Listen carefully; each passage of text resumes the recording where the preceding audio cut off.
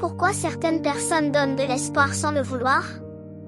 Parce que parfois, elles ne se rendent pas compte que leurs gestes ou leurs mots peuvent autant toucher le cœur de quelqu'un. Mais, si elles savent que ça peut faire mal, pourquoi elles le font quand même? Souvent, elles ne le savent pas. Elles pensent juste être gentilles ou attentionnées. Elles ne voient pas que l'autre lit plus profondément qu'elles. Ça veut dire qu'elles ne veulent pas blesser? Bien sûr que non. La plupart du temps, elles ne veulent rien promettre, mais elles ne savent pas toujours comment mettre des limites. Et pourquoi on y croit alors? Parce que quand on ressent quelque chose de fort, chaque sourire, chaque mot doux, devient comme une petite lumière qu'on a envie de suivre. Même si elle n'était pas allumée pour nous?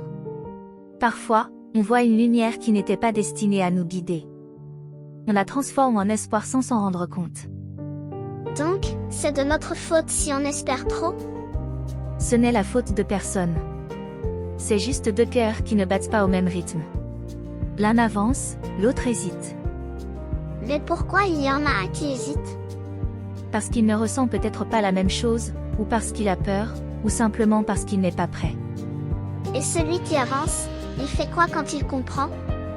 Il apprend, comprend que tout ce qui brille n'est pas forcément une promesse, que l'espoir, parfois, il faut le diriger vers soi-même. C'est quand même douloureux. Ça pique un peu le cœur, mais la douleur ne reste pas. Elle finit par devenir une force, une façon de mieux voir ce qui est vrai. On peut à nouveau croire au geste de quelqu'un d'autre après? Bien sûr, mais cette fois, on apprend à regarder non pas ce qu'on espère, mais ce que l'autre montre vraiment. Et on ne se trompe plus? On se trompe moins. Et surtout, on grandit.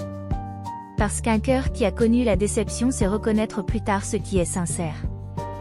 Donc, même les espoirs qui ne mènent nulle part, ça sert quand même? Ils nous apprennent à aimer avec plus de vérité. Et à ne plus confondre la gentillesse avec une promesse qui n'existe pas.